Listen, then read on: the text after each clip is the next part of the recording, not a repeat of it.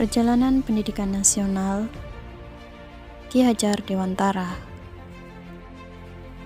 Dulu saya ingin menjadi pendidik karena saya terinspirasi dari keluarga dan guru-guru saya ketika saya menempuh pendidikan di bangku sekolah dasar, sekolah menengah pertama, dan sekolah menengah atas.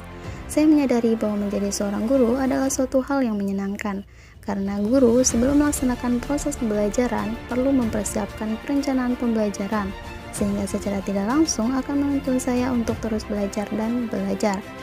Saya menyadari bahwa menjadi seorang guru tidak hanya mentransfer ilmu pengetahuannya saja, tetapi guru juga sebagai seorang pendidik, yaitu bagaimana mendidik peserta didik menuju ke arah yang lebih baik. Pendidikan sebelum kemerdekaan itu dimulai pada tahun 1854, tahun 1920, dan tahun 1922. Pendidikan di Indonesia sebelum kemerdekaan telah ada pada zaman Belanda menduduki Indonesia. Belanda mendirikan sekolah hanya untuk meningkatkan taraf hidup masyarakat dan Bumiputra dan membutuhkan tenaga kerja profesional.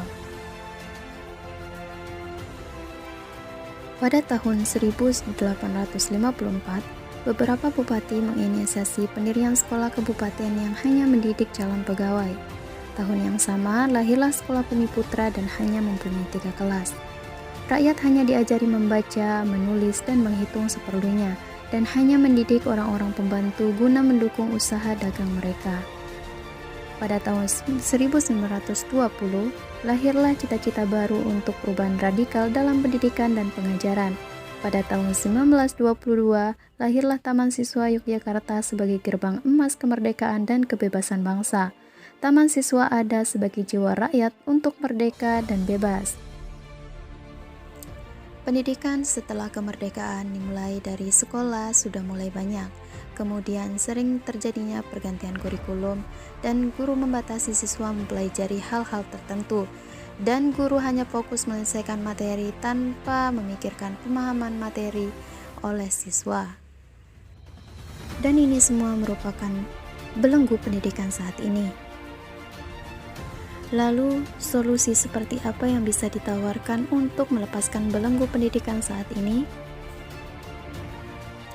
Adapun solusi yang bisa ditawarkan yaitu dengan menerapkan implementasi kurikulum yang merdeka, di mana siswa diberi kebebasan dalam belajar sesuai dengan bakat dan minatnya.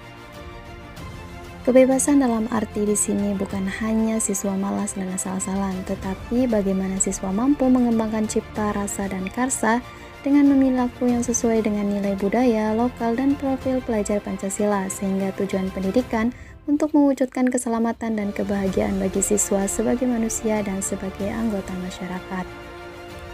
Pembelajaran berpusat pada siswa dan guru hanya sebagai pengarah dalam memfasilitasi proses pembelajaran. Ki Hajar Dewantara pernah menyatakan bahwa pendidikan adalah tempat persemaian benih-benih kebudayaan. Dengan demikian, kebudayaan dan pendidikan merupakan suatu kesatuan yang utuh.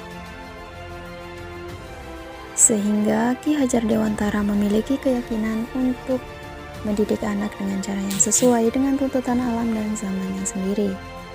Kodrat alam berkaitan dengan sifat dan bentuk lingkungan di mana anak berada, sedangkan kodrat zaman berkaitan dengan isi dan irama, artinya bahwa setiap anak sudah membawa sifat dan karakternya masing-masing.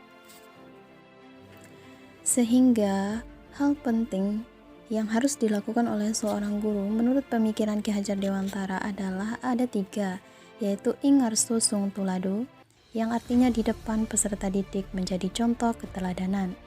Kemudian ing madya mangun karso, di tengah-tengah peserta didik membangun semangat dan kehendak kebaikan.